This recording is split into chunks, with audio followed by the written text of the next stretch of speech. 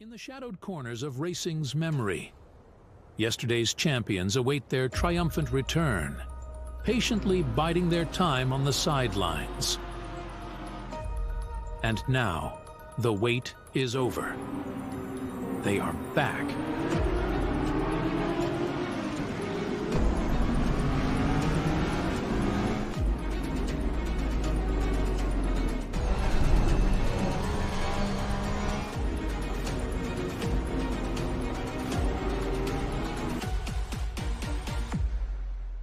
SARCO, UK versus USA.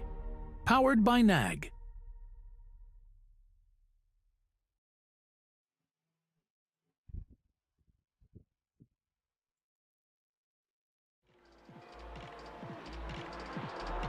Good evening everybody. It is Wednesday night and we are back. SARCO Racing is back, and a new sponsor this season, and it is NAG. Some prize money up for grabs. We do have 50 drivers that are going to be entering into this competition, 20 pros and 30 pro-ams. And in the commentary box, Mr. Carl Lawrence, good evening. Good evening. Hello. I still can't believe we're gonna crack on with 50 on the circuit. We were worried about how much activity we had last season, and now we're gonna be watching 50 cars go on the track. But in all fairness, it has been some of the cleanest racing I've seen in the sim world of late. So I'm actually looking forward to it. Look, we understand 50 cars is a lot, but we've also had a very precise driver's briefing, because Sterling Moss once said it is better to go slow in, fast out, than fast in and dead. And that's kind of the briefing. And I do believe, Carl, that for the first lap we're going to be at least 2 wide. I just don't see why not. Look, I did listen to your driver's briefing for the first time in a long time, and I was really going to take the piss out of you for using that Sterling Moss comment. And now you brought it up yourself, so I can't. But okay, it's fine. I'll think of another way to insult you during the night. But yeah, look, it was a very detailed orientated driver's briefing, and I think there's a lot of very experienced drivers in the field, and testament to that was top 30 I think was separated by 1.5 over the qualifying stages that we had last week. Unfortunately didn't get to see a lot of it though, but it's so close all the way through the field. The top 20 in terms of the pro, those were separated by 0.98 of a second, and then it's only 0.6 to another 10 drivers. It just shows you how close it is. So while we are running the different splits, obviously the different splits show that the drivers are in different classes, and within each of the different classes there is a different prize money that we have put up. It's not something that you're going to go and quit your job, but it is something to say, well, here at SARCO we do look after you, come and have a go. No, it's amazing to see how close it was, or how close it hopefully going to be at this race as well. Never mind how close it was, how many mirrors, because we've come up with that term by ourselves, and I'll let Dylan explain what a mirror is, but we saw a lot of mirrors throughout qualifying. And that qualifying mirror that we saw was a 1:28.082.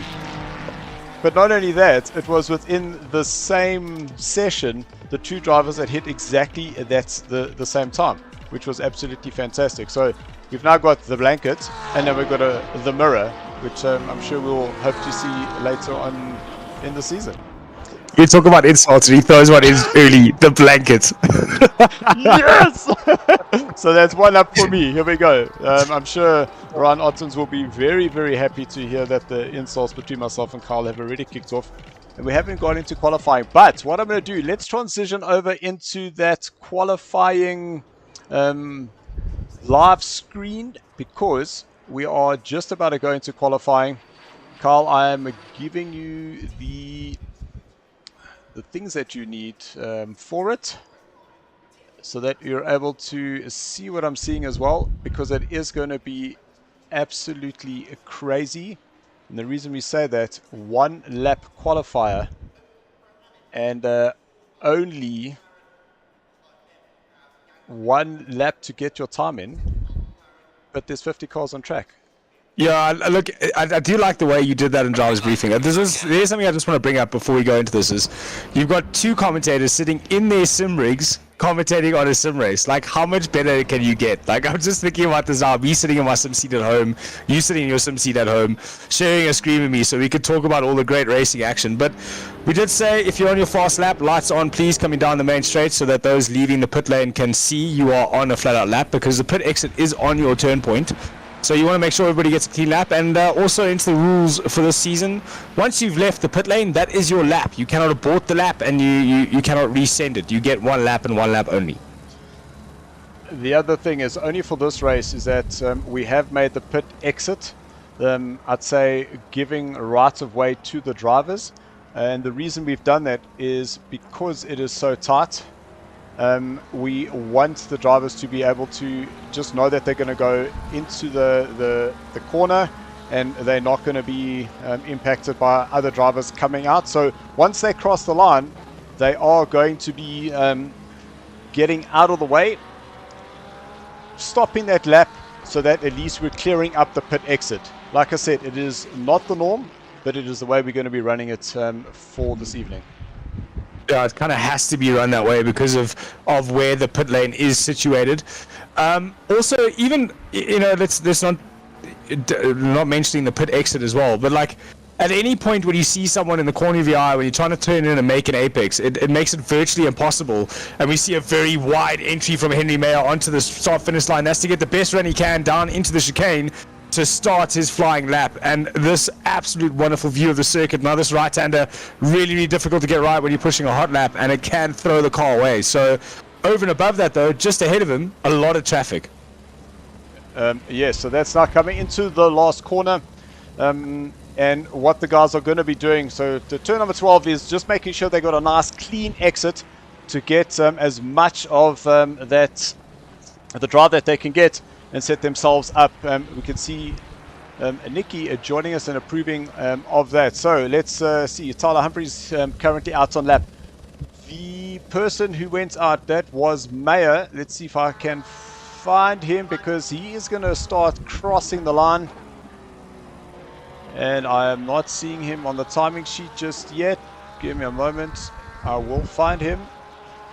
It is incredibly difficult to be A, commentating, and B, trying to sift through 50 cars and 50 names to get a camera link. Not only is Dylan giving us blow by blow on the screen as well, he's also producing the whole thing. As we get back onto Henry Mayer now, about to finish his flying lap into turn 12. He goes now.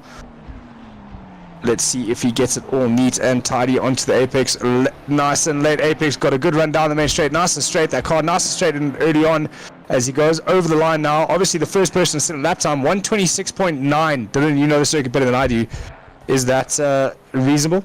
So, yes, it is. You can see the guys getting out of the way, braking nice and quickly. We are possibly looking to see some 25s in the race. Bauer going across the line. He finishes in 4th place. Paul Fenter, he gets himself into 5th. AJ DeCock just stole pole from Mayer. So 26.7. I did see AJ getting himself into those 25s in the practice server earlier today, as well as late last night. But lots of cars all over the place. Stephen Smith coming out of the last corner. This will be his qualifying run as he approaches. That puts him in 11th place. Pillay just behind there. Where does that put him? That puts him on a flying lap. You can see we're telling the guys, please move over to the right hand side. Get off the track as soon as possible. We do not want to congest that pit exit. Yeah, it's a great initiative. I've never heard of it done before, but it's working a charm here. I did get a bit of a fleeting moment where I thought Otten's going to run into the back of a stationary car on the start-finish line, but thankfully that wasn't the case. We go back on board now. Ati Pinar, is he coming across the finish lap? Yes, I think he is. Across the line he goes. He's down at 36 at the moment. Goes up to 19th with a 1:30.6. Not sure if that's his true pace or if it was just a little bit of BMT with the one-lap format. Yeah, I think it's just the one-lap format, and both Farmer and Pino are going to, I'd say, the wrong side of the track. But nevertheless, as long as we are not... cameraman Tim is really having all sorts of problem here this evening. I thought we fired him last season. No, but what happens, he's just, one of those guys who's an absolute lover of the sport. So we do try keep bringing him back just so he can be a part of it. So... ladies and gentlemen, if you are out on the stream, let us know who you're supporting, which car is your favorite. We do definitely want to hear from you. Watching this Porsche through this sector, I just get nightmares of that young Formula 4 driver that had this horrific accident at the circuit not so long ago. He did do a bit of GT3 recently. Billy Monga, his name. So he has driven a little bit of GT3 recently as well and done very, very well. The amputee, unfortunately, with that incident here at Donington. And Billy Monga has done some really amazing things. Having watched, there was actually a race that he did at Macau when it was one of his first races. He got back. He stayed out on, I think it was the slick tires, and landed up winning that race just purely because of a tire change. Coming up to, looks like to start her flying lap is yeah, lights just went on now. There we go, and that was one of the other things we mentioned, is just get those lights on, let the drivers know that you are going to be starting. Sean Herrera, lights on there for him now as well. In the background, that looks like Bezuidenhout. It just popped off the screen there. So there is Bezuidenhout. Where is Bezuidenhout? I'm sure I saw him. Or was I seeing things? Maybe I was incorrect. But there's Shamil Mohammed. Now, interesting. We did mention something about car choices with the with the joint BOP. So with the corrected balance of performance. I'm not seeing any of those cars on the grid. So there are one or two hiding here and there. Justin Lotus, he's going to be starting his lap. Aiden Russell, let's see, lights on for him. No, but we know that he is on a flyer. Michael Struvic. Interestingly, for Michael, making his move away from the McLaren and taking an AMG, so I do think that that is a part of some of the driver strategies to change it up. So Rodeo getting some heat in those tires. I actually thought he was losing it there. I didn't even think he was warming up tires. I really thought he was losing it there, the way he was shaking that car on. We talk about the wide entry onto the main straight. I think that was just slightly too wide. Not happy with the landscaping, old Rodeo there. Thought he just chopped the grass before he started his lap. Flying lap he's on there now. You see the lights on. And off we go. Almost 50 cars. Ben's coming across now to finish her flyer. A 1:28.3 puts her 12th. That's a great time there for Emily. Understanding that she also came from the McLaren and has also moved over to an AMG. Romano Jonker, a new driver here with us. Looks like he is going to be starting his flyer, according to us not having a lap time there for him. Crosses that start-finish line. Let's see Justin as he comes. Every time it comes into turn 12, it always has that little bit of a stutter moment. But let's see, 6th place there for him. Maybe it's the camera. Let's just change the camera view. Who is that in the background? We are going to miss him, but across the line. Justin now back into the pits. Michael Strubeck crosses the line. Where does that put him? He's up into 15th place. Marcus Steyn, and he was right on the cusp. 20th place was Marcus. Big moment on the exit. Big oversteer, big snap, and that is him now starting his lap. And I must say, I'm quite happy that it's a little bit more quiet now, considering right in the beginning, it was absolute chaos trying to find drivers. Andres Rodeo is 2nd place for him. And that's one very quick Italian Audi. Very, very quick for Rodeo up into 2nd place there. We did say we might see 25s. We haven't seen any yet. And I think a lot of the guys that we thought we would have seen 25s out of have already crossed the line. Romano Jonker coming over to finish his lap, his entry into turn 12. Nice and tight onto the apex. He's going to hold there as long as possible, get the drive out onto the main straight. We're going to see him across the line now in his Ferrari. Romano's first qualifying with SARCO, and it is a P19. Not a bad start. Not a bad start at all. Now. Is this an Aston Martin? That is the Aston Martin. So Jason getting those lights on. Jason driving in a McLaren last season has also now made the switch over to the AMR Aston Martin. It'll be interesting to see where Marcus Steyn, Mr. P20 qualifying, where does that put him in the qualifier of 45 drivers out on track? I think he has the neatest livery out of any car on the circuit, I must be honest. Simplicity, right? It's just eye-catching. P10, 127.8. So 27's still a strong time. Chris Heineke across the line, 127.8. P12 for him, Also looking to get himself right over the right-hand side of the pit lane. Thank you very much, Chris. It does make it easier for both us in the commentary box and everybody else starting or finishing a flat-out lap. Donington Thiank now across the line. He's down in 42nd.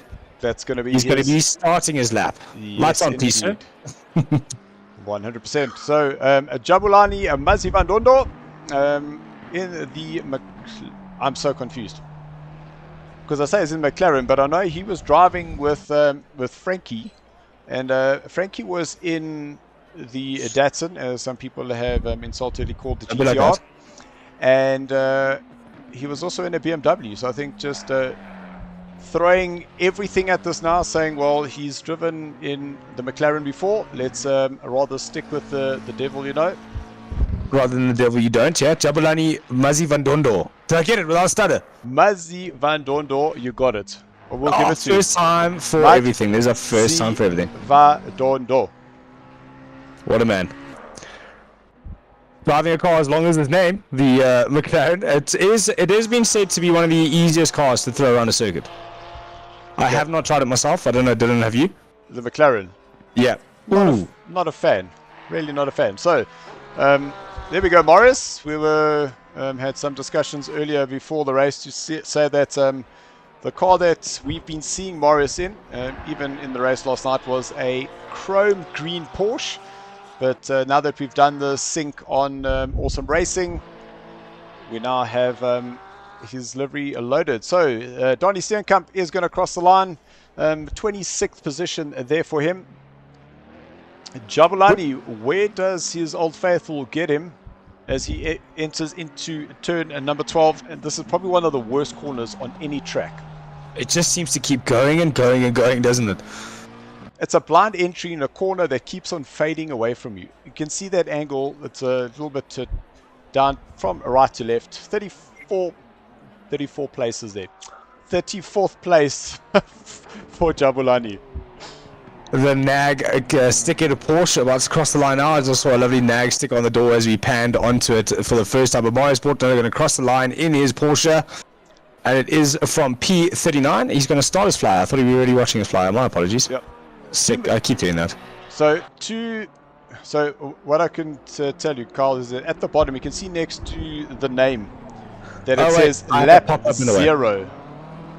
I see so now. I do see it. So now, so Christopher will cross the line and see. So now it says lap 1.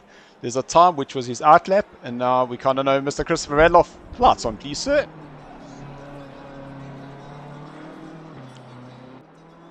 So to everybody who got on the track and was in that panicked stations, we've still got 1.5 minutes left of the qualifying, and we've got 2 cars left on track.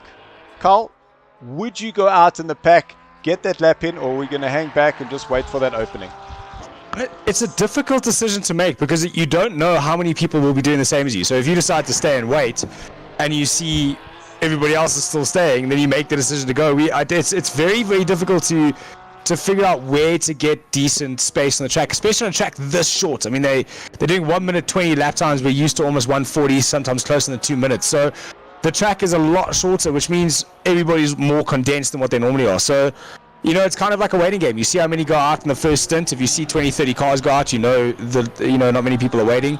So you can bide your time. Oh, big oversteer moment on to finish your hot lap is not going to help you much as he crosses the line. 127.9 for Marius. I think he at least left half a second on the exit there. Yep, I definitely agree with you. And the whole idea is you want to get that car going as straight as possible, get maximum drive. Mr. Christopher Radloff, Mr. Flat Out himself, where's he going to put himself compared to his Alpha 1 drivers? Down in 8th place. And we still have 18 seconds left to go of the qualifying. So, ladies and gentlemen, if you are out there, drop us a message. Come and tell us who you're supporting here this evening. I'm hoping that we're not getting messages because I'm not seeing them. But we might have to just go do a quick scan through each of the other social medias and just see what's going on there. So we're hoping for a technical error, not for the fact that nobody loves us. Is that what we're saying? That's exactly what I'm saying. Do we feel like a friendly wager, seeing as we both have goatees? Mine's just better than yours. The thing is, your camera wasn't on, so I don't know what I'm comparing myself to. I feel like I was gonna say I'll just send you a WhatsApp, and then it feels dirty now. You've made it feel dirty, Dylan. Look me in the eyes and tell me that. Hey, Dylan. Oh, okay. Well, hold on. Sorry, I need to just go back and hold the camera on thing here because I need to go back and I need to go back to drive. While you're doing that, what has 5 toes, but isn't your foot?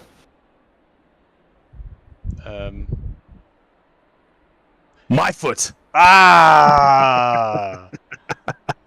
Is that the right? Is that the right Ryan Otten's dad joke of the day. Yay! See, Every Wednesday I'll make sure I have one. Fantastic. There you go, Ryan. I'm not going to take credit. I'm just going to say I watched a lot of TikTok. And I actually know exactly which one that you're referring to. Yeah. Oh, excuse me. Sorry, just getting comfortable in my sim seat as we wait for everybody. So, guys, all of you are new to ACC where it looks like these cars are floating. That means they're currently in their pit making changes to their car. So, in their pit menu, either changing fuel load or checking tire pressures or making quick adjustments to the geometry of the car. And then when they see the car drop, that's because they've gone to out of the setup menu. Okay, so just for the record, is that it's not that people don't like us. It is because the messages are not coming through. Because Malotse has said this is going to be tricky. It is definitely going to be tricky on a track this short. So we are going to have to just keep bouncing in and out of the SARCO live stream just to make sure we do have all those comments coming through. Watch me be proactive and open it on my phone. Yo, that's exactly what I've done. And here we go. Yo, thank you, everybody. That's absolutely fantastic. I am now going through them now. So thank you, everyone. We've got Sean Kutsia saying, Laka AJ. Nadine Bierker saying, whoop, whoop. Jordan is there saying, hello. Vian, let's go, AJ. Sure. AJ looks like he's bought some fans here. Well, here we go. So we're getting ready. 80, 50 strong. Awesome, awesome, awesome. What's it? Giving us some smiley faces. Dylan Armstrong. Dylan, has anybody told you got the best name in the world? I feel like that's a biased opinion. Nah, definitely not. AJ de Kock in the pole position there. I'd love to see that South African flag on Srodio's car. With the red, it just works. Easy to spot as well from our aerial view. A great view of the start. It's so difficult to get into your grid spot here. You're coming off a corner. It looks as though AJ... Okay, there we go. There comes Srodio into his box. We're getting ready to go, getting to the start-finish line. The lights will go out shortly. No? We're doing a full lap? There we go. This is green lights. We are now officially racing. Or 2, 3 wide into turn 1, although no one tripping over each other, being nice and tidy, although I see a car off in the dirt and 2 cars on the inside apex there, so we've lost 2 already. We've had, looks like Heineken and Schotter that have gotten into contact with each other, and Thiank and Domingo as well dropping. Oh, big moment there. Didn't quite see who that was. It looked like the Mercedes-Benz, so that would have been, his name escapes me, but we did mention him. He was in the McLaren, made the move to the MJ. Big dive down the inside, contact there between the BMW and the Ferrari. That's teammates that looked like that. That was a proper lick the stamp and send it, and unfortunately, it looked like it cost Christopher Radloff, I think that was on the outside there, a lot of time. Yeah, it was. Definitely Christopher Radloff getting a little bit of a nudge on the inside from a diving green Ferrari, also out of the Alpha stable. So not what we want to see from teammates. Whoa, that was the tyres going for a bit of a ride there. Ooh. But now into the looks like 11. There was 3 abreast there between it was Radloff, Russell and Heineck were all 3 abreast, and it looks like Bauer also dropping down the order big time. So Sean Schutter and Bauer now dropping down massively, 17th and 18th at the moment, so big contact there in the final hairpin as we finish the first lap. De Kock a decent lead now over Meyer. Otten's into 3rd place, and Andres Rodeo unfortunately dropping 2 places from the start down into 4th. And there's Radloff now right on the back bumper of Bortma, looking for a way past this track. Notoriously difficult to pass on though. And all the way down the field there, you can see it's now just about 3 wide going into turn number 1. And the guys starting to, as the race continues and they start opening up a little bit more of the space, it will be a lot cleaner. They're still 2-3 wide on the second lap. Hildebrand, great move there from him. And it looks like there is a Ferrari, a white Ferrari on the inside. They're looking for a way through as well. It's a storm of racing. I can't even call it. There's 3, 4, 2 abreast just behind that. Absolute brilliant driving from Hildebrand to keep it on the track there. He was sliding it off into the grass. Over the curb he goes. And now around the outside, it looks like we're going to see a move on the outside. Yes, it is. And Pillay can't get it done. Hildebrand's made that move. And just behind him is the Angry Racing Porsche. Not quite sure the driver of Tyler that. Humphries. That's Tyler Humphries. Looking for a way past on 2 of them there. So Angry Racing is starting to join the SARCO series. They're big into the OKLA as well. So, and iRacing just finished one of the 24-hour races, the Angry team. So nice to see them here at SARCO. Hildebrand though still the cork in that bottle though. So we're jumping back down to Andres Circus, who is trying to close down on Andres Rodeo. Half a second is that gap there as they head down into turn number 2.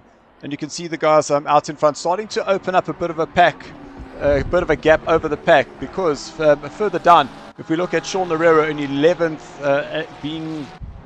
trying to close up on fellow teammate Marius Botma. We go down a little bit further. Romano Jonker, he's 0.3 behind Jason Landsberg. And looks like Jason runs a little bit wide. Will Romano be able to go around the outside? It's a tricky place to do that as they now head up the hill again. He'll have to just slot in behind him again and make sure he looks for an opportunity to go into the chicane. There was some smart driving from Jonker. You saw how out of sorts that Aston Martin was. You don't want to be hanging on the outside of that. So smart of him just to bail out of it. He could have had a big dive down the inside and taken them both out. So thankfully that wasn't the case. Fenton now stuck behind the cork of the bottle. Hildebrand looking for a way past. So does that mean that we've seen drivers go past? Or big off for Mazi van Dondo. My man, where are you heading? That is not the quite the right direction. As Schütze now getting past with Sabata as well. Is Mazi van Dondo going to hold this off? He's down the inside. He's going defensive. It looks like he's kept that position. Hildebrand though still holding off Fenton. So really causing a bottleneck now. Balea Mohammed looks like they got into it. Shamil Humanid and Emily Benz unfortunately dropping down as well into 21st. But there are moves being made all over the place. Jabulani running wide out of the hairpin. And that's allowed Sabata onto his outside. He's still going to hold the inside down into turn 12. It's easy to defend if you don't outbrake it. And unfortunately, he outbroke it. Yeah, Marcus saying we saw he qualified in 15th place. He has found himself further back, so possibly got caught up in some of the tangles. Oh, that's Ulrich de Jager coming out of the pits. I reckon he decided he had to go into the pits to go get that damage fixed. And now has got big moment for a Lambo at the back there. He's now got stuck behind this blue flag train. Yeah, it's absolutely, you know, in Formula 1 terms you would have called it a DRS train, but it's not. It's held up by a lot of drivers fighting for the same piece of tarmac. But someone not trying to fight for the same piece of tarmac is AJ de Kock. He's got clean air ahead of him, and he's looking all neat and tidy and consistent out there in front. He just set the fastest lap, 1:26.7. So a man on a mission with the fastest middle sector. It looks like he's got this race all but under control. So just looking at some of those comments, guys, there's just so much happening. Mohat Musa saying, let's go, Andre. Dylan Armstrong saying, yes, Dylan, you know we do. You see, it's exactly that. Brandon DeSanto saying, I'm definitely biased. Yes, I'll take offense to that. Thank you. At least someone's on my side. Well, I'll tell you who's definitely not on AJ's side, and that's going to be Chantelis Ottens, who I'm sure is going to be cheering for our current returning defending champion, Ryan, currently finding himself in 3rd place in a Porsche. Ryan, don't worry, I'll do it for you. But you don't have to say returning defending. You can say either returning or defending, not both. Returning there you go, Ryan, just for you. Returning to defend. How's that? Seems pointless, but I'll take it. Okay.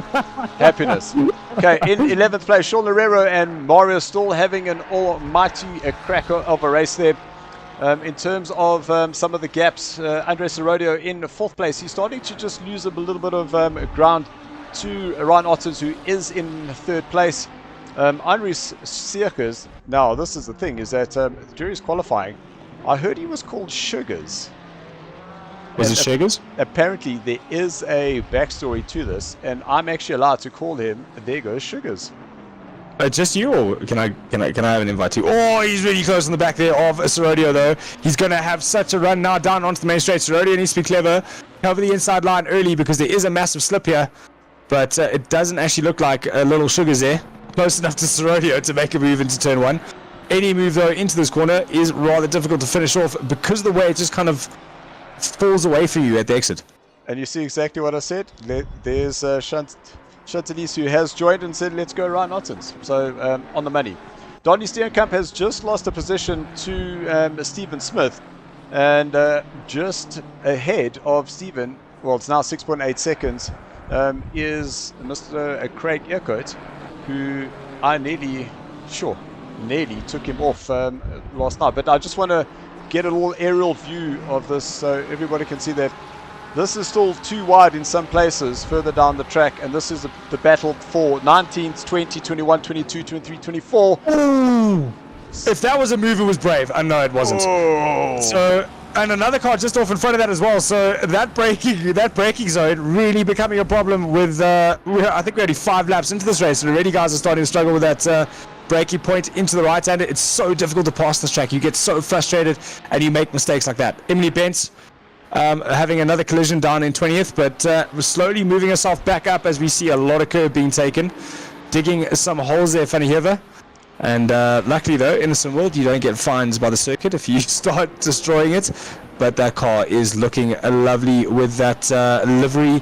What team is that? LTR, Dylan, if I'm not mistaken. Yep, so that's LTR. That's Rob van der Heever having joined the LTR team.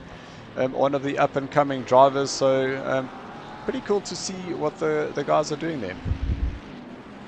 Sorry, Emily, I just mentioned how well you were going moving forward, and you're now back in 24th, which we just saw off camera. I apologize for the comment. Oh, Mazzy Van Doorn, a big dive. Is that going to... On he just did too. And the big winner there was whoever's in that Poseidon notes, trying to force the issue though, but he was a massive winner out of that full set from Mazzy Van Doorn. And I think that's the frustration we're seeing as Sabata makes his move back on Poseidon notes. Poseidon note very cheeky, pushed him out wide on the exit. But Sabata returning the favor nice and neatly and getting the move done just off the apex. But we're watching 1, 2, 3, 4, 5, 6 cars moving around. Stoltz defending against Heineke. Chris Heineke being brave, and around the outside he goes. Absolutely brilliant move. Poseidon gets it wrong in front of him, and that's another place. So Poseidon managed to hold on to that. How or what divine intervention helped him there? But he managed to keep that car on the black stuff. No. BMW just entered rally because he's off again. And unfortunately going to lose the place to Stoltz. So whatever setup he had running in that car, I don't think is correct for this sort of condition. Because that thing looks like it's undrivable at the moment. So Mayer I just wanted to point out, place. Mayer is in second place. His last lap was a 26.2. His best as a purple lap is a 126.4, so he has gone quicker but didn't validate that lap. So he is currently the fastest man on track, and I'm pretty sure that AJ de Kock is going to start seeing Mayer start filling those mirrors. As far as I can tell, looking at the distance now, I think those mirrors are plenty full because that gap was a lot bigger when we turned away 3 laps ago. So Mayer, you can see how lively the back of that car is. You can almost talk about the attitude of it. Is definitely hungry to get onto the front of this pack and catch onto AJ de Kock. AJ de Kock, we know consistent, we know he is fast, but let's not forget, just behind these two is Ryan Ottens. Have we seen him do this before? He settles down in the first part of the race, and with about 5-6 minutes to go, he drops that hammer and just seems to make a car on old tires perform better than anybody else in the circuit. So we might still see him join the party as Mayer has turned a rather commandable lead on AJ Kock to less than nothing in a lap. Well, there's your first, second and third, and Ryan having changed from the Ferrari to the Porsche 992 this season.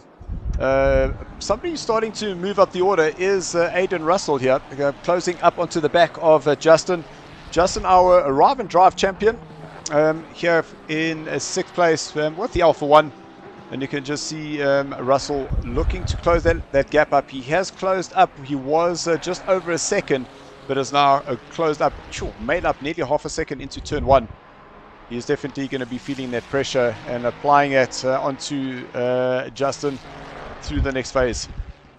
Yeah, it looks like everything in the front now seems to be closing up. It is 2x2x2 battles, but after 8 laps and quite a bit of driving, it's nice to see the gaps haven't grown too big, even with the amount of moving we've seen. And it's good to see the top 3 especially getting nice and close. Russell, he was quick through the first part of the sector, but he hasn't maintained that pace, so maybe just a bit of yo-yoing there between the two of them. Looking now at Sean Loureiro all over the back of Buerta. And what a drive from the Ferrari onto the Porsche. Is there a pass overtaken available? Unfortunately not. But Loureiro definitely, big oversteering moment. That's not going to help his cause to get that place done, but it is so difficult to follow, especially around short circuits like this. As Serodio and Seegers still going at it. Seegers looking for the drive out of the hip and into turn 12 to try and make the move down the inside, but he hasn't gotten it right. Not close enough. But these battles raging all the way through the field. Botma, we just mentioned him. He's dropped himself down to 14th place, so something happened there between Loureiro and himself, and they continue to fall down the field. Oh, so what we were able to do, let's just see whether we're able to... Oh no, so that went back 10 seconds, so there must have been contact going through at the chicane. It looks like Morris did try and get that car going again. No, unfortunately for Botman, he was making some big moves. He's down into 23rd though, which, believe it or not, is still mid-pack. You're not joking. You're absolutely not joking. So, Sanjan Pillay up into 17th place. He has just made a pass over Donnie Steenkamp. Rob Vanderhever, he is up as well. Sorry, it's all starting to... My timing is just going a little bit haywire here. Well, I was about to mention that at least our chat is working. Thank you, Brandon. It is nice to see so many cars on the tracky track. Thank you very much for letting us know. Schutter though. I'm sure it's Skitter. Is it Skitter or it's Skitter? We're gonna have to ask him. Yeah, please. Let's not make this a skit, Dylan. This mistake. No, that was bad. Oh, what that a was biscuit. really bad. That was bad. What a biscuit. So we're asking to any of the LNR guys who are on the stream, just let us know. Is it Skitter? We're using swear words to describe drivers now. I never apologize. use swear words to describe drivers. Cans, we would never do that. We'd always use the word coconuts. Yeah, Matthew DeToy saying Humphries is driving like a coconut. That's basically what it says. Ah, I got you. Alright, I thought it was something like commentary. I was like, I can't remember saying it. Stoltz, here we go. Lots of action here. Muzzy Van Dodo, Joubert and Stoltz still going at it. Everybody moving around. Big down on the inside, but he can't get it done because Joubert and Muzzy Van Dodo were so late on the brakes there.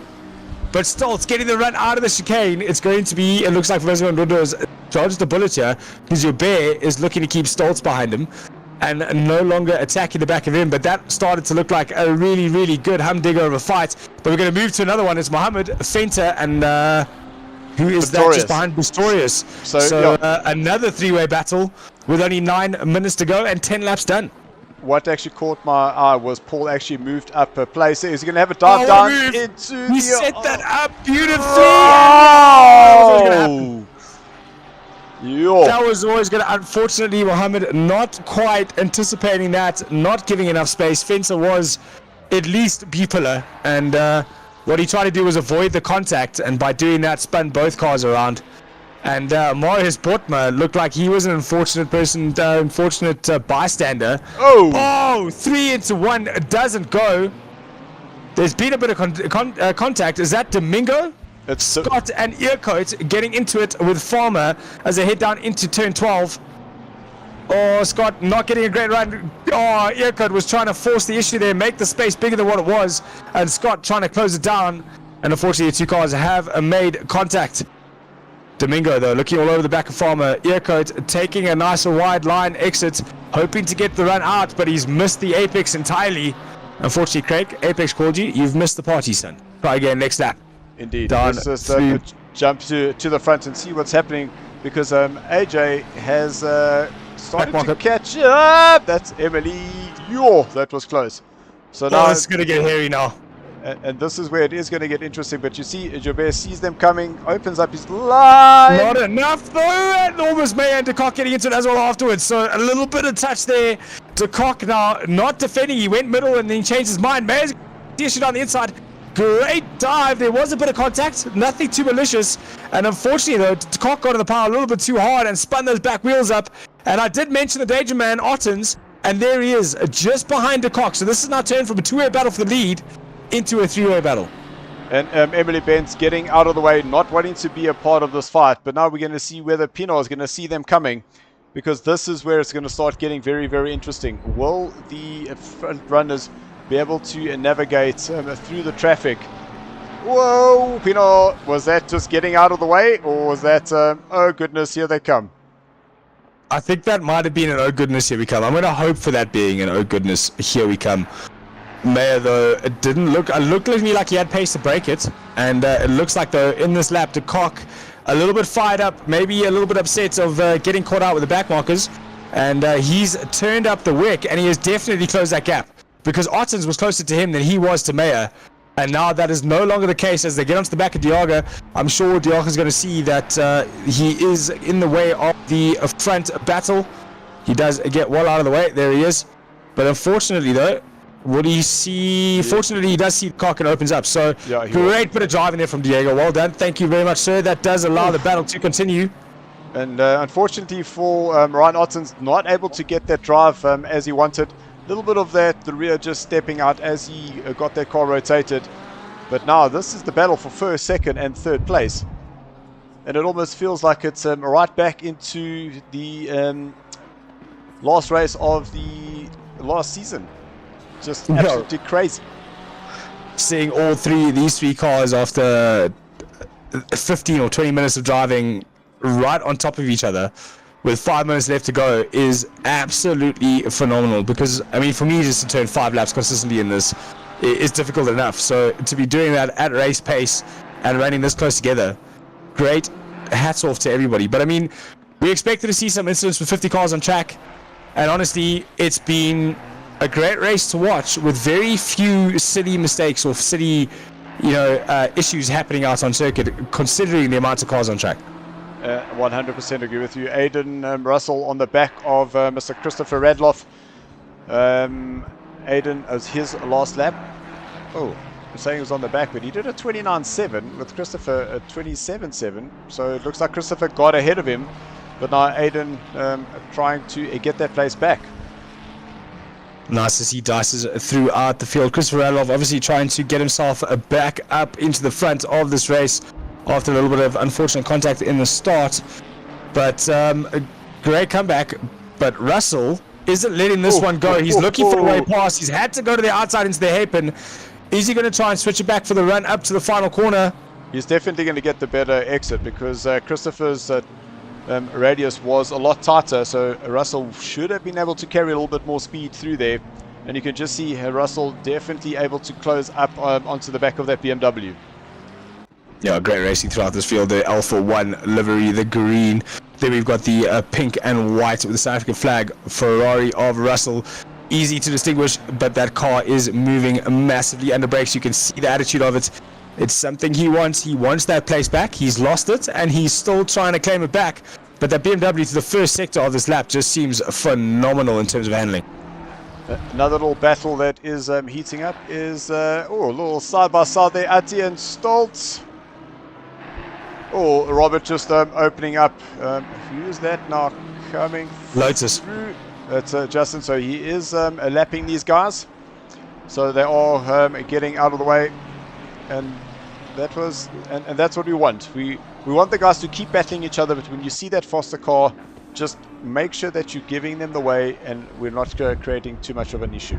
That is absolutely fantastic to see, and what you can see there is Pino and Stoltz are still back in their battle. So with both of them getting out the way and letting the leaders through, they can still carry on and get back to their battle without anybody losing any real time. So great job from both of them, and it really is nice to see that kind of sportsmanship throughout the SARCO field.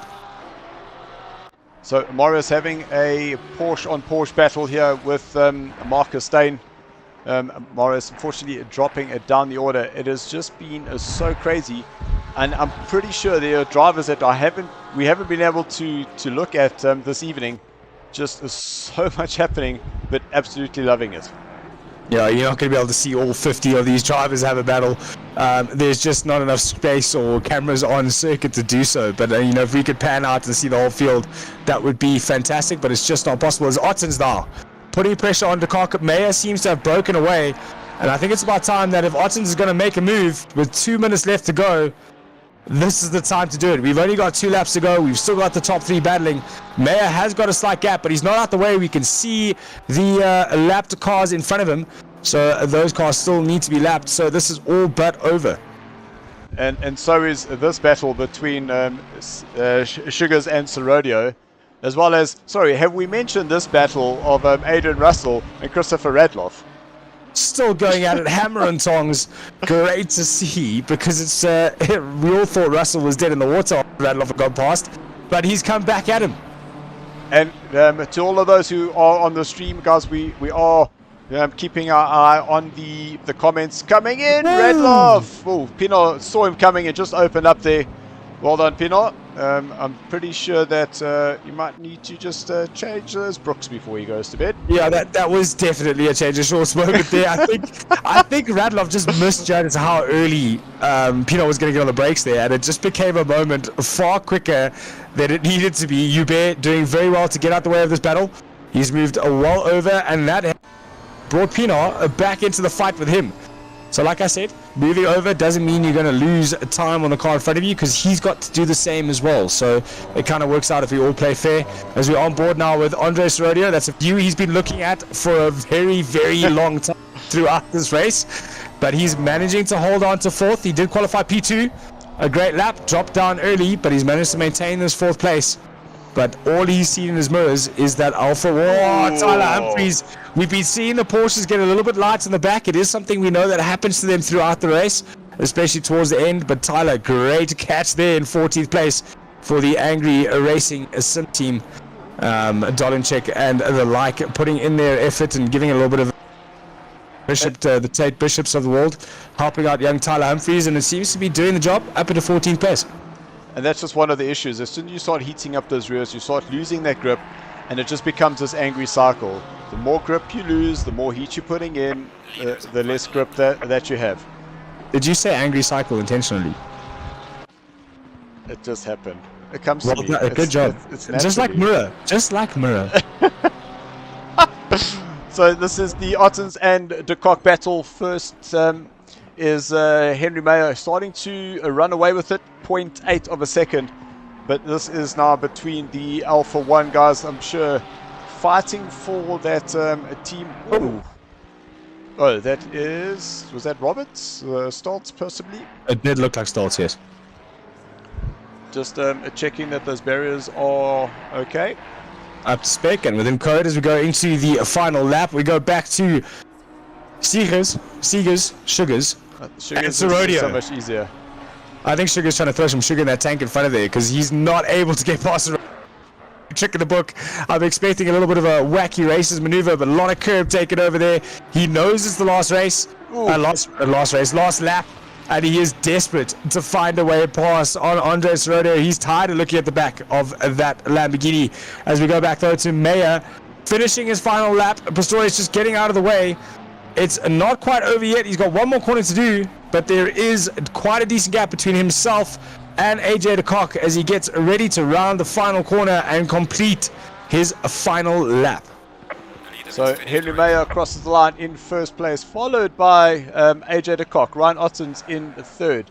Then it goes to Andre Serodio. He will cross the line in fourth place. I'm sure pretty happy with that. Andre Sugars, what's that? Fifth place there for him. Christopher Radloff in sixth. Justin in seventh place. Aiden Russell, big donut there for him in eighth place. A great fight there. Ruan Pino, one of the drivers. Ruan Heineke. Ruan Pino. No, he's not playing. But Ruan, Heineke, one of the drivers we haven't mentioned the whole freaking race. Sorry there, Ruan. A nice quiet race there, ninth, and our newest driver to the series, Thiank, coming across in 10th. One thing I must notice is that Justin Lotus slowed down and let through Christian Radloff before they crossed the line, and I wonder if that's not because of the contact on lap 1. Now that is some proper sportsmanship, if that is the case. Etienne Mouton, 11th place there for him. That's a great result there. Jason Landsberg, 12th. Isham Domingo in 13th place. 14th place goes to Tyler Humphreys. Sanjan Pillay is in 15th. 16th is Craig Earcoat. Sean Lorero, 17. Donnie Steenkamp, 18. Stephen Smith, 19. Rob Van der Heever in his first race with us as well. He's in 20th. Marcus Stain, 21. Chris Heineke, 22. Jean-Ray Buerta, 23. His first race with us as well. Paul Fenter, 24th. Michael Strubeck, 25. Terry Wolford, another driver we didn't see this race. 26th there for him. Morris Buerta finishes in 27th. Gerard Pretorius, he is in 28th place. Malotse is 29. Then it is Emily, Lucas, Robert, Yusuf, Andre, Marco, Jabulani, Tyler Scott, Stefan Kutzer, Jason Farmer. He actually validated his lap in the qualifying, believe it or not. Sean in 40th place, and then Leon, 41, also his first race here with us. Ulrich Diaka in, I was going to say 42nd, which is correct. And then Mohammed in 43. But that 43rd. Is 43rd. In terms of the laps, Ulrich Diaka 13 laps there. Shamil only 10 laps, and Fleming Bauer in, it said -1 lap. How is that possible? So did he not do the race at all? And beside note, a DSQ.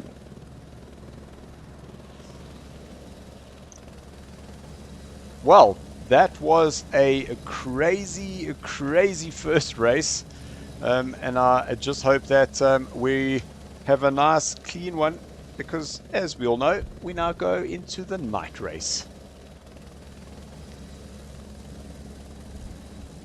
So everybody, just so that you all know, is that our league is currently sponsored by NAG.co.za.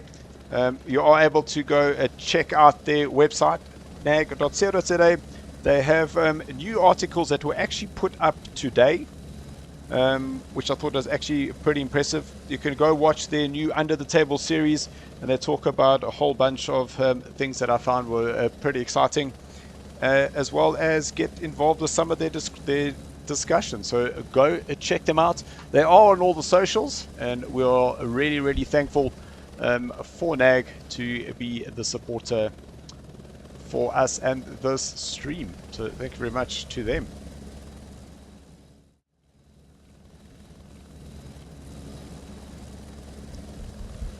Jean, I think that's a great idea. Saying we need to vote for the driver of the day, and he's saying AJ, driver of the day, vote. Well, I think it's a bit biased. It's just a little. I think, in my personal humble opinion, that some of the drivers we saw trying to fight while having to deal with lap traffic should definitely be considered for driver of the day, because we saw some really great sportsmanship. And I think actually I changed my mind. Lotus is my vote for driver of the day. Just because he got out the way and his teammate threw because they made contact inadvertently at the start. Okay, I can definitely attest to that.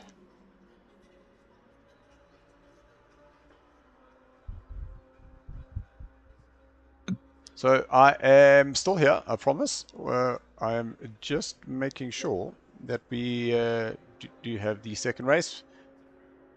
Is there no way we can close the ACC screen, though, at Donington? Yes, we can. I think that's a good idea.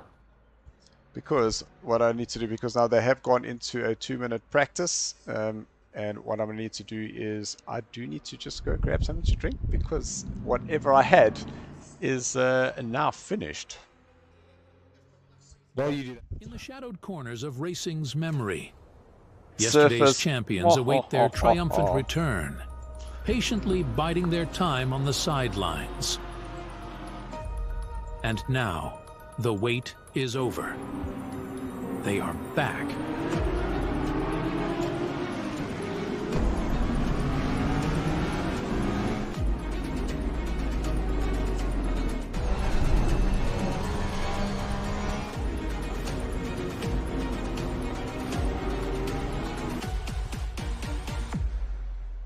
SARCO, UK versus USA. Powered by NAG.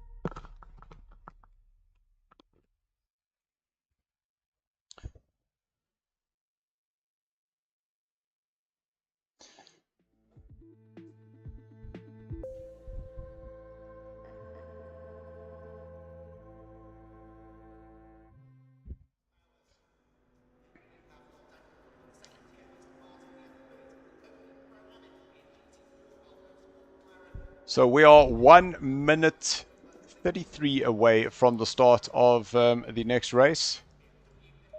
And it is quite dark, it is quite daunting, but once all the lights go on, it does get a little bit easier to see. Unless it's load shedding. But luckily the cars don't get load shedding, right? Yeah, that's stage 8. Then I ask you to please turn all your lights off. Yeah, and stage 10 is when they can blow the candles out in your house. Okay, so far, all I wanted to say is Nadine Beckers is saying yes, that she'll vote for AJ. Shanti's saying that if that was race 1, let's see how it goes. I completely agree with you there, Chantalise. The great thing about being in a night race is that we might not see all of it. No, I'm just kidding. Absolutely just kidding. Once the lights are on, we will see everything. Once they'll turn their lights on, come on. That was a dad joke. Yeah, there we go. There's another one. Ryan, you get Ryan, 2 in that's 1 for nut. you. How's that? You can 2 in 1 nut, my mate. You can give Carl that one. Not my strongest nut. No. And Chantalise is actually agreeing with you, saying Lotus the driver of the day. Hey, look at that. It definitely was something to see. I'm very excited. It's nice to see in motorsports. Although this is sim racing, we still consider this motorsports. I still feel the same driving my sim as I do driving a car. So it is nice to see. A little bit of sportsmanship, a little bit of an apology. I'm sorry for contact, and it was a bit of a rough one. Place back. That got me by surprise. Wow, we were. What was that? Just look how freaking awesome that shot is. Or maybe if we hit it like here. There we go. No, okay, that's the one, eh? I can't wait to see the shiny orange brakes as they get on the brakes and warm them up in the darkness. Yeah, there's definitely this camera angle. There's definitely something not lack with it, because every time it goes there, it just has a little bit of a stutter. So everybody, let's hold our breath for at least the next 1 minute and 30 seconds. Green light, go, go, go. Because that is now a green light, and we're racing once again here at SARCO. And it is 2 wide, 3 wide, contact late on the brakes. That looked to be the pink Ferrari, which is now well off the side of the circuit and dropping. Oh, contact again further up. That looked like Lotus, and and that has just simply caused a knock-on effect. And unfortunately, we're losing 5 or 6 cars there in the opening lap. And it looked like Lotus may have been involved in that tussle as well. Yeah, we've lost quite a few. Humphreys, Thiank, Wilford, Martin Stain, Bauer dropping down, Zapata dropping down. It's so difficult to call who it is in the vehicles, and because all we can see is race numbers. But it looks like it all started to settle down now as we're on board with 36 players. Ulrich de Jager back up now. It's Justin Lotus in 6th. So maybe I was incorrect. It wasn't Justin that made that contact with in the opening sector, but Justin all over the curbs now. That's given Radloff the move down the inside. And it looks as though Radloff going to get that move done. Down the inside he goes, moves himself up into 6th place. Just in front of him though, it's more contact behind that. big dive on the inside. I think that was Russell and Chris Heineke coming together. But they Russell are both through. A little bit of contact like that won't really give you too much damage. It's just going to change your direction slightly. Oh, Russell though losing out there to Fenter, trying to go around the outside of Heineke, and that's put him under pressure from Paul Fenter. I like to Pillay looking for a way past now on Russell. So Russell was looking to defend 8th place and is now defending his position in the top 10. Off he goes again. So unfortunately Russell ran wide there and off he goes into the wall. That has not been a great opening lap for Russell. And we are seeing lots and lots of contact warnings, but that's just part of that that concertina effect. You have one car that it takes a little bit of contact, just slows down, and then you've got a whole bunch of other cars behind that just return that favor. Domingo though looking a lot racier in this race than he was in the day race, up into 11th place. Great drive from him, a bigger move. Stefan Kutzer as well up into 17th place, so great move from him. And Steven Smith not doing too badly there, down in 20th place, making up a position. So a lot of moving and shaking going on early in. I don't know if you saw. I don't know if you saw that comment that came on, but Chancelis was saying that was Ryan and Sugar's teammates making that contact. Knuckles will be wrapped this evening. Well, I just want to jump to the front here because we've got Mayer and AJ de Kock having a almighty battle already, and all the while quietly Andre Sorodio getting a slight gap on this quad group chasing him. And I didn't even notice that because when I looked at the screen I saw Mayer was at the top. I hadn't gone all the way up to the top thinking that that it was actually Henry Mayer that was in first place, but you are 100% correct. It is Andre Sorodio. Mayer didn't get a good exit. De Kock's going to be all over him now. So De Kock looking for a pass on Mayer. We go on board at just the right time. Cameraman Tim redeeming himself tonight and looking to hang on to his job as we head down into a semi-hard breaking point over the curb. We jump. Going to look for a good run out of this right turn and now open the steering wheel early. But difficult to pass on the circuit. You can see how narrow it is. You're not quite sure where to place the car. He's gone outside early to fluff the driver in front, make him nervous. But Mayer, with a flame out the exhaust. Did you see that? That just brings... Absolutely gorgeous. These two have actually settled down while trying to defend. Well, Mayer trying to defend from De Kock has turned up the wick and brought all 4 of these cars onto the back of Andres Rodeo. So what was a 1-2-2 car battle is very quickly turning into a 5-car, possibly 6-car battle as Radloff is on his way to join. A battle for the lead with 20 minutes to go. We're still 5 cars looking for a way to win this race. Now, Paul Fenter putting a lot of pressure on the Heineke brother and Chris Heineke on the outside in that Porsche, but now Paul will have the outside better line into turn number 1. Will Heineke let him go? He does see him coming, realizes that he has unfortunately a loss at place, and lets Fenter go through. Just behind the low pillar is quite Sean Herrero getting into a bit of a moment with our newest rider through the long sweeping right hand, and we're going to head down the hill, but Yonka unfortunately unable to hold on to that outside, which would have given the inside for the next one, and that hands that place to Sean Lorella. Great move from him, well executed, but Yonka hasn't given up yet. He's definitely still looking to get that place back from Sean Lorella. And look here, this is congestion stories once again. So it is 25, 26, 27, 28, 29, all within a second. Oh, Dylan, rookie mistake. Look there. Oh, round the outside. Whoa! That's BM losing it. That was Hillenbrandt. That if he held on to that, he's still on the track. No, it's Pino. No, it was Pino that had that moment in the BM, and I think Hildenberg was just behind that. So how any of these down the inside goes to Jager, over the curb, Pretorius goes with him, a bump from behind. Is that Skutter? And just behind that, Hildebrand. So Hildebrand has gone down 2 places, 3 places, and is now under pressure from De Villiers. Down the outside goes De Villiers. Looked at the option, it wasn't quite there, and these 5 cars continue to trip over each other.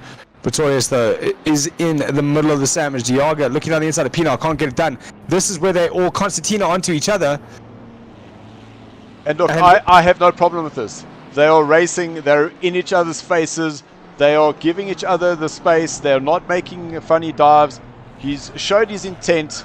The Hillenbrand has gone wider. So they are now driving around each other, which is exactly what we want. Yeah, we just saw Skitzer and Pretorius go through two corners side by side. Heineken's going to look to go around the outside as well.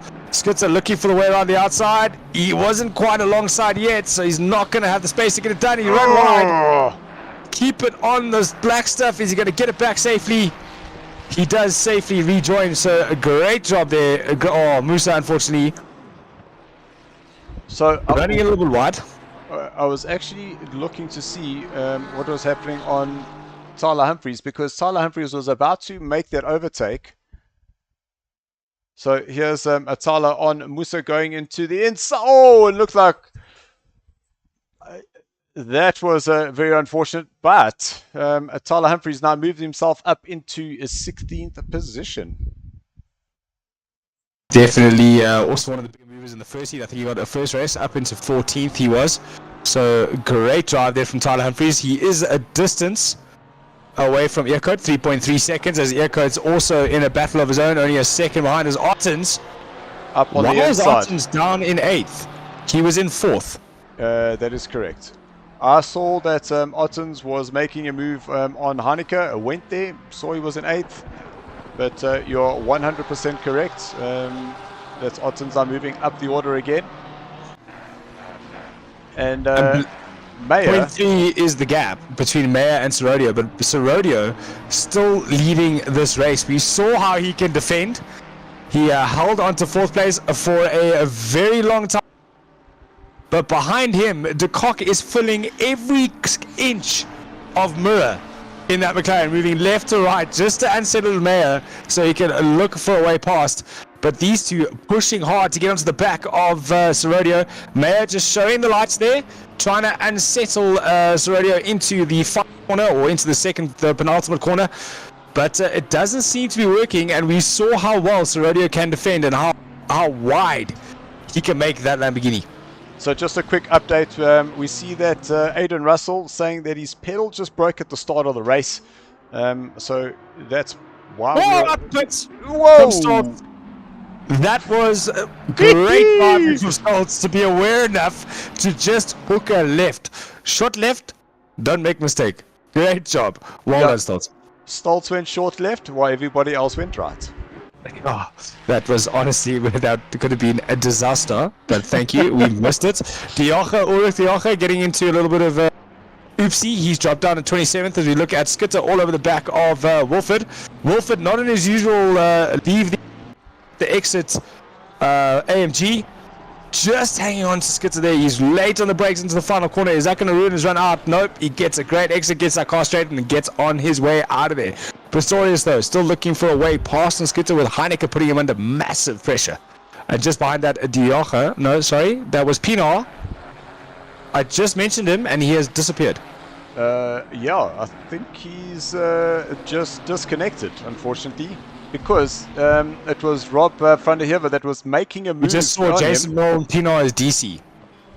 So Jason Moore just let us know Pinar is DC. Classic. Thank you. Sorry to interrupt. No, 100%. And then we just there was a very funny comment just after that, which my brain noted and then forgot. So if you could just go check out what that was, please, I would appreciate it. Whoa! BMW checking out the gravel trap at the back there. That is Yusuf Musa, and that's what happens when you come down the old hairpin and you just go a little bit too wide, get that wheel running onto the grass, and what that... Oh, there's big problems there for Yusuf. Unfortunately, that rear is not hooked up anymore, and that could possibly be overheating the tires, getting it on the dirt. Oh, Leon de Villiers, he has just got a great run. Is he going to be able to slot on the inside here against Andre? He's making that intent and clear. And just have a look at our NAG Ferrari just behind there, though. Van der Heever definitely going to be looking to get past Hildebrand as well. So de Villiers gets to move down on Hildebrand. And now we have Rob van der Heever. He's going to try go a long way around. and he gets the door firmly shut on the exit. Hildebrand making just enough space for him. Great drive from both of them, no contact made. Awesome to watch. But Funny Heaven's not done yet. He's looking for the inside. Oh, he's deep down on the inside. Clever enough to get out of it, though. That could have ended in absolute tears with Scott now joining the party with these two tripping over each other. And that's exactly what Scott is wanting. He's wanting these guys to be racing, slowing up, creating an opportunity where Scott can now get that car on their inside and steal the place from these two. Another little battle that is hot and happening. Yeah! Car on the outside. Oh, this is a side-by-side. It is Jean-Ray Buerta moving himself ahead of Shamil Mohammed, moving himself up into a 20th place. Tyler Humphries right on the back of Craig Earcoat. Coming into the last corner, let's just see if the Porsche is doing Porsche things. I think as we are now approaching the halfway mark, once that car gets to about 10 minutes left, that's when the tires are Well, Craig was not early happy. on the brakes there. Sorry to interrupt you, but Craig was super early on the brakes there, and Humphries was very clever to see it coming and not make contact. So the two of them came very close together. Great driving from both of them. Tyler Humphries avoiding any contact, and he keeps himself in position to look for a way past. And Craig doesn't just need to, Tyler no longer needs to look for a way past because Craig just gave him the invitation and let him go. So it looks like the BMWs are starting to struggle faster than the Porsches are at the moment. That's the second BMW you've seen go straight there. Update for the leaders, and Henry Mayer has taken back that first place leader from race number 1. AJ de Kock is in a second. Andres Rodio down in third, but still a second away. And then Sugars in a fourth place with Christopher Radloff in fifth. Ryan Otten's still down in 7th place, but he is closing up on Justin. Question: will there be the little I'm going to move over and let Ryan go past, like we saw happen with Radloff? I don't know. I think the Justin Radloff was a contact thing. I know we're seeing 7, 8 very green cars in the top 10, which that just shows the dominance of one particular sim team at the moment. Alpha 1 doing a great job, but I think that was more with a contact than it is a team order thing. Oh man, I just got a message on the stream saying Marco Bizzarno. It's saying, guys, Marco here, my inverter could last through the load shedding. I'm assuming you say couldn't last through the load shedding.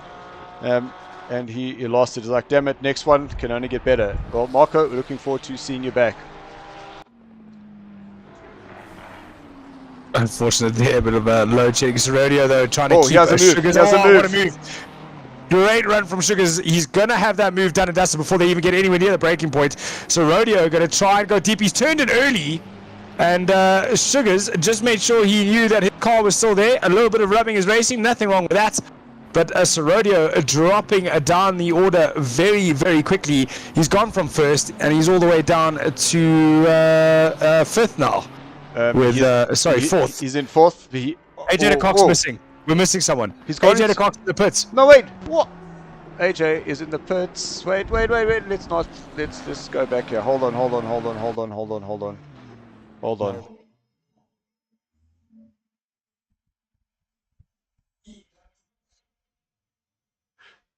Did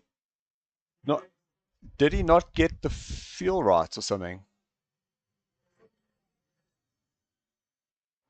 Listen, I don't know.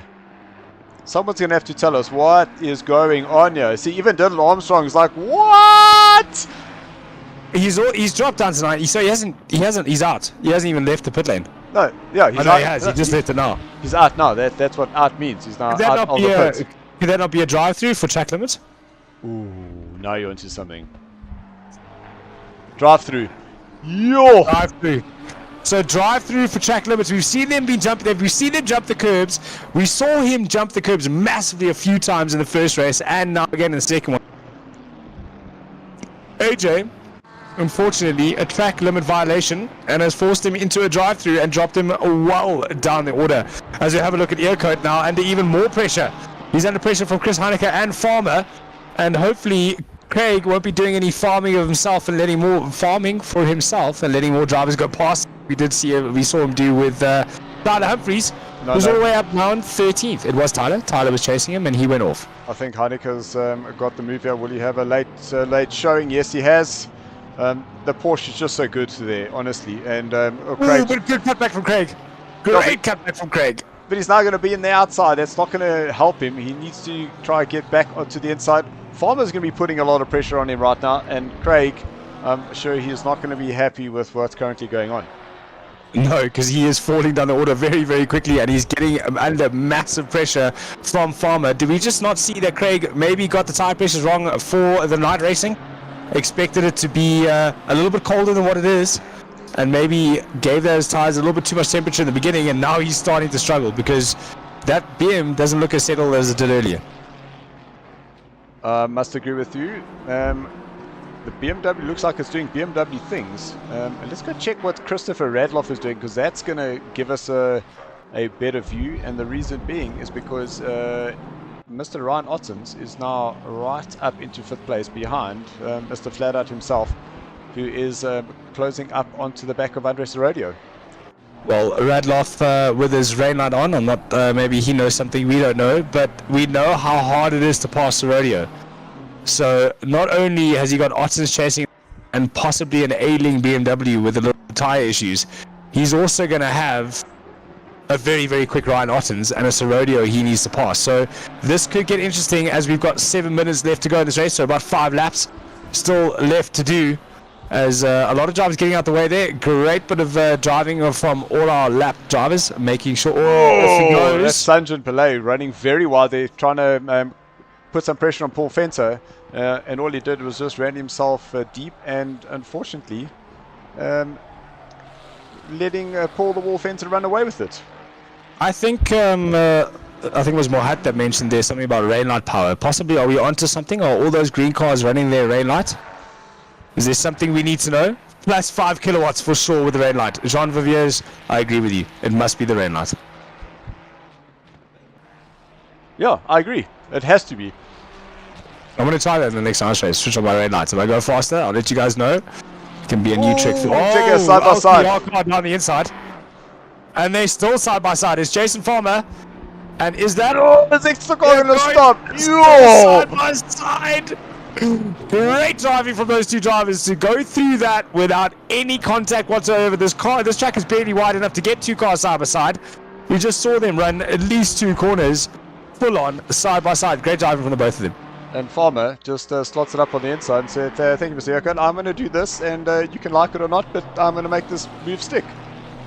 If you ever ask Craig about running on the outside of me in an F100, he'll show you a photo of bushes, and I don't apologize. Hey, listen, I've also landed in bushes trying to go around the outside of you. I think there's a long list. I think we should actually mention we should mention the shorter list. Oh, Humphries looking for a way past on Jonker. He's going to try and go the long way around. He's in the pit lane. He wants to give himself the best run he can. He does it because Jonker, brave on the brakes, but Humphrey was looking for the switchback. And unfortunately, the Porsche doing Porsche things with its engine moving on the boot. Couldn't quite get the power down and get it done. But Tyler Humphries really showing some driving talent here, getting himself up to 30. On the grass stuff. Check this little battle. That's Rodeo and Radloff. Radloff closing up now just about a car's length. I can't say car's length because I can see it's not a freaking car's length. But Radloff, Rodeo is very quick through that chicane, let's be fair. That Rodeo has been very, very quick. It's he's had to get out the way of Thiank. So Thiank on the outside, and they've caught Sugars quickly. Yep. So Sugar's obviously getting caught up by Thiank and has brought these two into it. But I was going to say, Rodeo just seemed to get off the brakes so early going into that chicane that he just carries so much speed through it. I think he's just braver over those curbs than anybody else. And he gets a car length on Radloff every time through there. So that might have been a saving grace in the previous race, and it's definitely a saving grace now. We saw him hold on to 4th for most of the 25 minutes. He's only got to do it now for 4 minutes and 18 seconds. So let's see if he can do it. How's that BMW exhaust pipe? How is it? I don't know. I haven't asked it. It must have been spitting some flames, but Pillay starting to close up or make that gap smaller on Paul Fenter. Paul just touching the dirt on the outside. And now they come up through Starkey's Bridge. This is where we saw Jason Farmer flustered up on the inside. Is Pelé close enough? No, he's not. Still a car's length to go. Oh, Sean Herrera dropping down the order. Sorry to interrupt. Oh, dropping down the order fast. Oh, that's he's run a little bit wide. Let's see if we can catch the replay of that. So he is coming down the hill into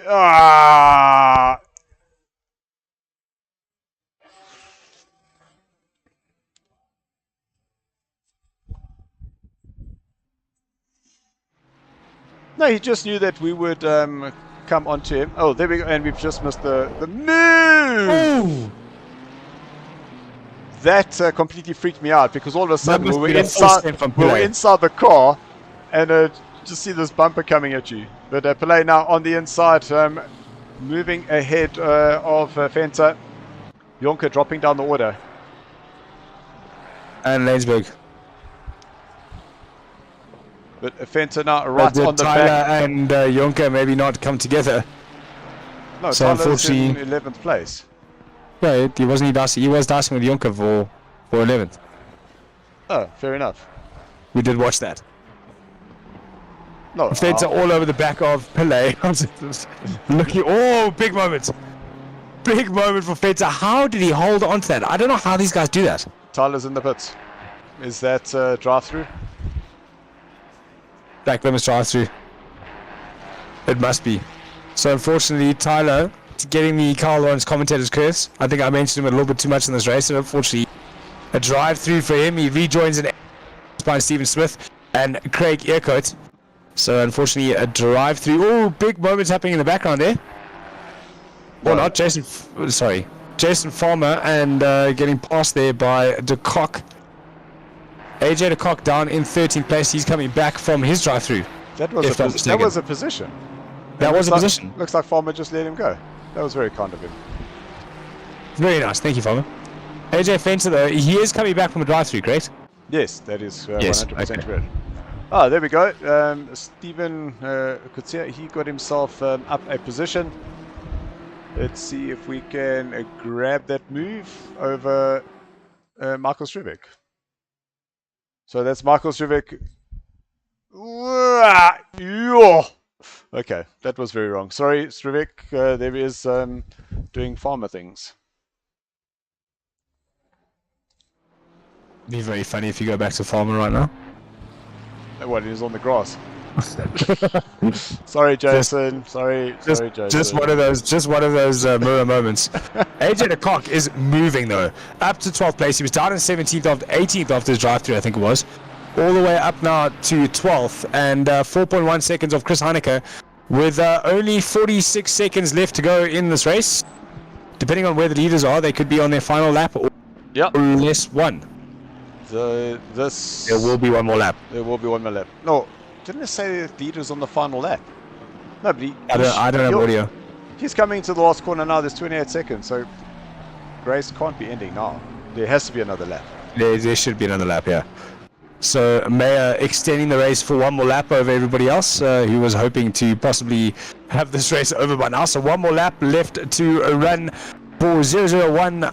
The McLaren of Henry Mayer. He definitely got the hammer down and got away from Sugars quite quickly. That is correct. There's someone missing. Wow. Sugars, Sorodio, Radloff. Was there not someone else involved in this three-way battle? Artins and AJ. Right, thank you. I'm so glad I was able to help you solve that little conundrum. Sorry, did I had a conversation with myself there.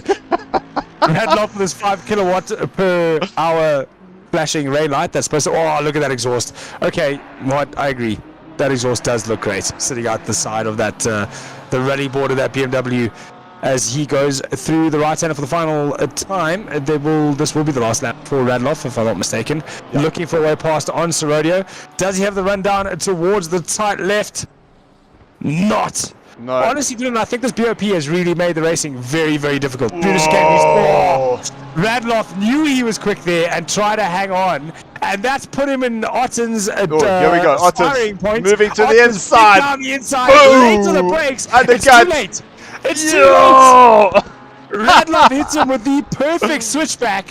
And watching this dice, we've Mitch Mayer across the line to take the win. But no, we haven't. No, we haven't. There he is. Henry Mayer crosses the line to take the win in the second heater.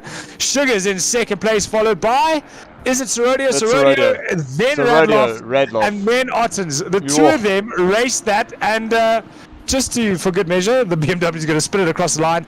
Lotus across in 6th, Pile in 7th, Paul Fenter in 8th place. Isham Domingo will be coming across the line in his sticker bomb BMW in 9th.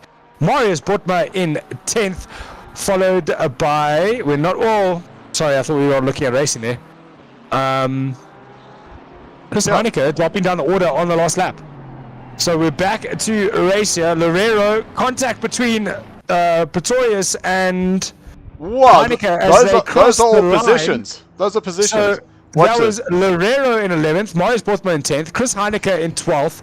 13th was Lanebergs, 15th was Aircoat. Where is AJ Cock? AJ Cock down in 16th place. Wow. Then it's Tyler 17th, Romano 18th. Terry Wolford, he'll get to the line in 19th place. Stephen Smith 20th. Then Stefan Kutsia, he'll come home in 21st. Shamil 22nd. Ricardo Pretorius, he'll come home in 23rd place. Michael Struvik 24th. Emily Benz 26th, Donnie Thiank 27th, Leon 28th, 29th Ulrich the Joche, 30th is Andre Malotze, he's in 31st, Sean 32nd, 33rd is Etienne, Lucas 34, Josef Musa 35 for him, Ruan Heineke down in 36th place.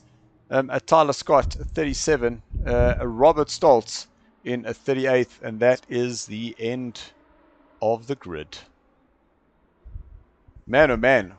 Well, I think we're just gonna drop the message to get our top 3 in the chat. No, 44 cars. I'm tired now. I'm going home. And we will be back with you in a jiffy. In the shadowed corners of racing's memory, yesterday's champions await their triumphant return, patiently biding their time on the sidelines. And now, the wait is over. They are back.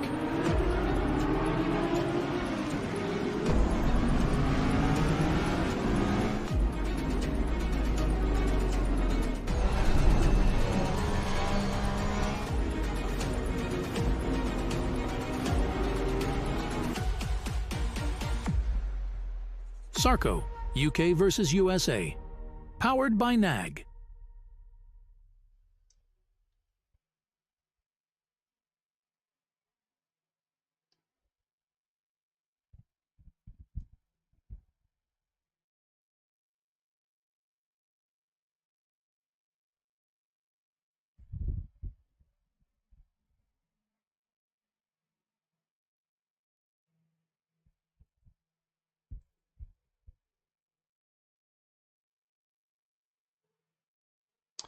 Hello, hello, hello.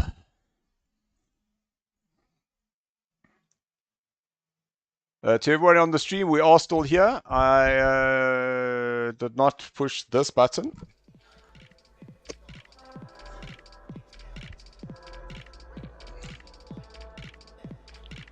And which button would that be, Dylan? The big green one. Green light. Okay, have you pressed it now? Yes, but the one that I thought I had pushed, I didn't push, but now I will push it and it will look like that. There we go. Are we live? Yes, we are.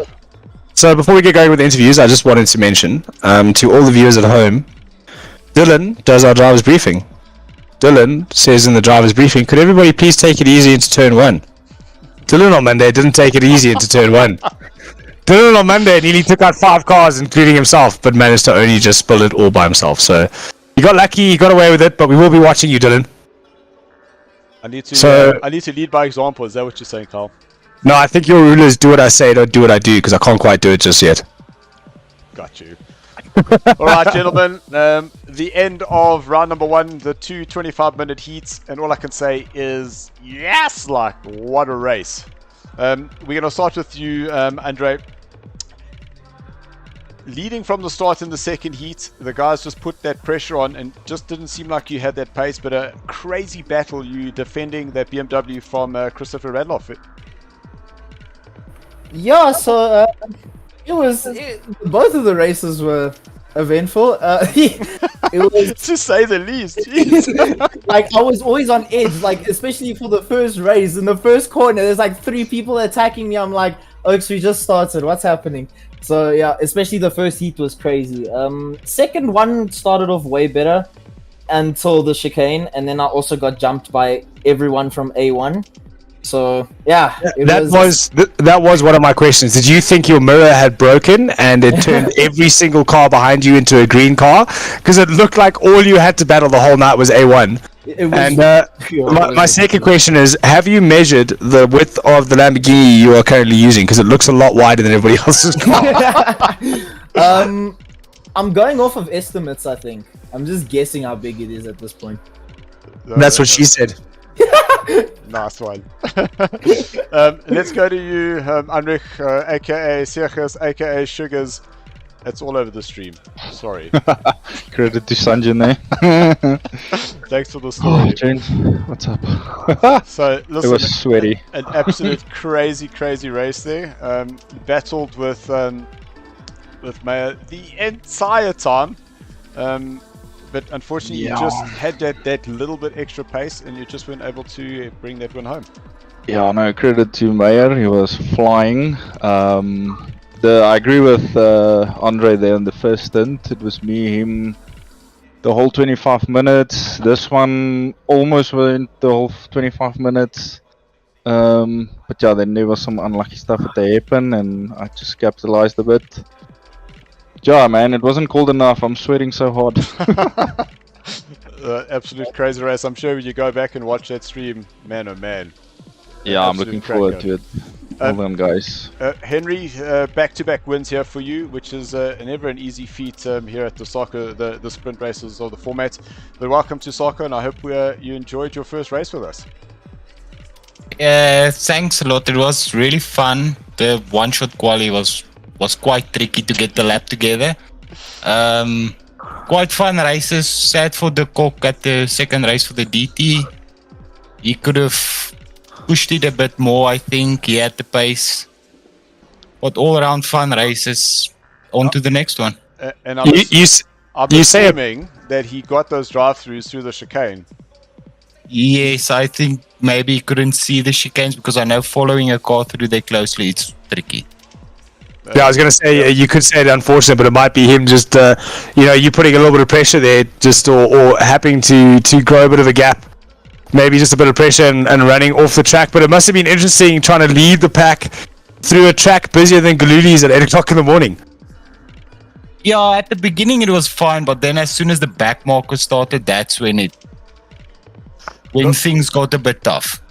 I must say, there's a lot of those drivers we saw that they actually sacrificed their race of getting completely off the track. So it did look like there was a lot of just respecting those blue flags and just making sure that they weren't impacting on the leaders. Is that what you guys were experiencing as well? Yes. Most of them got out of the way quite soon, so they weren't that big. But it was still planning on defending and getting past them. That's where because at the end you don't know what they're gonna do. Yeah, and knowing that you've got Sugars and Serodio behind you, that even just losing that 1 second, and all of a sudden they're right back on you again. Yes, because they were all flying, especially Alpha One. I give it to them; they are doing a good job. Well, we can only imagine what's going to happen at the 60-hour race next week. To everybody that joined on the stream and sent through those comments, guys, thank you so much. We really do appreciate it. Unfortunately, our live the chat wasn't showing, but we were scanning through on the mobile phones. To Carl, thank you once again for joining us in the comments box. It always is an absolute treat. To NAG for putting up the prize fund for the season, thank you very much, as well as to MSR for the equipment that we're using for the stream. And then I must just give a little shout out to AJ for helping me out doing the final stream test. And I know that the live stream now still says stream test, that will be changed to the actual race date. Guys, thank you very much. It's been an absolute pleasure. And we'll see you guys all next week. Carl, any last thing from you? No, I think that sums it up massively. Thanks everybody. Great competitive racing. Awesome to watch as always. And the highlight of my week is my Wednesday night. So I look forward to next week Wednesday. Load shedding dependent. Awesome. Guys, thank you so much. We'll see you on the other side. Well done, James. Bye-bye. Thanks for watching.